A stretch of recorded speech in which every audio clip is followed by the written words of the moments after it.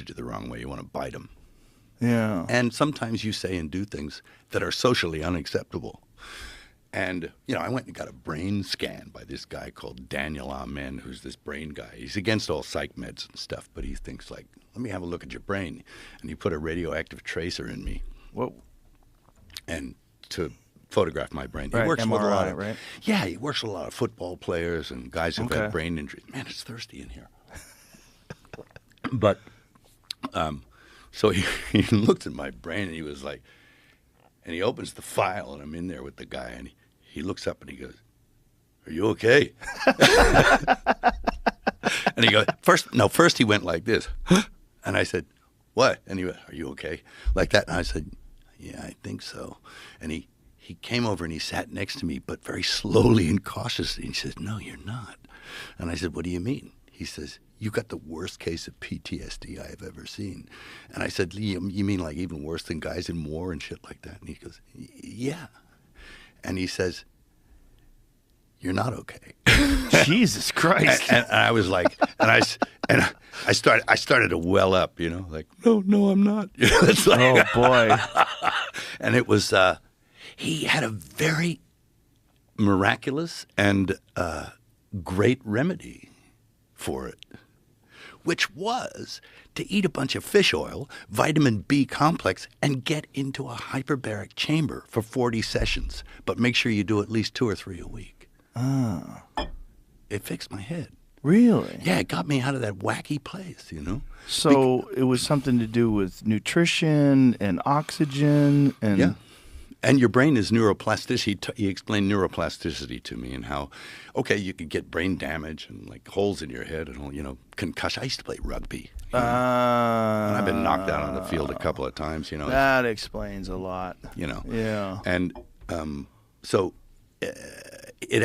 you can actually heal the holes in your head. It looked like Swiss cheese in there. It's like horrible. There's a lot of these football players get like that too. The poor guys. I mean, they get depressed and they. Oh yeah. Oh yeah. Hormonal imbalance, pituitary glands fucked up. Oh yeah. Yeah, absolutely. Not producing testosterone or human growth hormone correctly. That's correct. Yeah. Depression, low energy. Yep.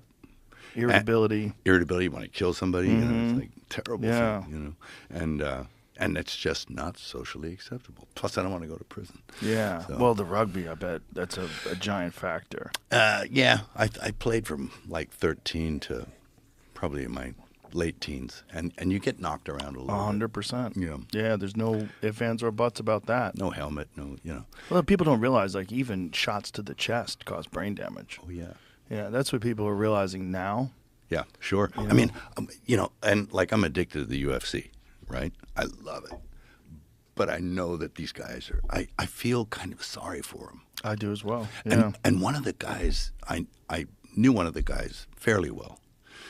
And usually I'm pretty immune to but he was in there and he was fighting against Volkanovski. It was Brian Ortega. And he was getting his ass handed to him in one fight. He almost got him a couple of times, but Yeah, he almost submitted him twice. Yeah, I know. But because I knew Brian, it was like my son was in there. Right. I almost started crying. I was and it got to me. I was like, I should probably feel like this about all these guys, but I don't know them as well. It becomes a problem for me when I'm friends with a guy, and then also I see when they're on the tail end of their career and they can't take shots anymore. And then when you talk to them, you recognize the speech patterns are slurring. Mm-hmm.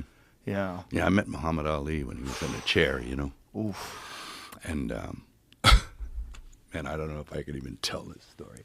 What he said was so funny.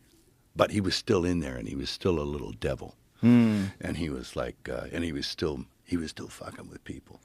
Of course. But it was like, I can't tell this story. You can't? No, man. Okay. Well, footnote it. Tell me later. I'll tell you later. It is funny. But it was my assistant, is what he said to my assistant. It was like so funny. And then he said it, and we all were like, whoa. And then I looked at him, and he was just laughing. He was laughing his ass off. So he was still all in there, but it was hard. I guess he had the damage of being punched. Yeah, trauma-related Parkinson's disease. Yes. Very common for fighters. Oh, my God. Oh, no. Yeah. Yeah. It's not good. No. I got knocked out when I was in a fight when I was like 20, and it was like knocked out.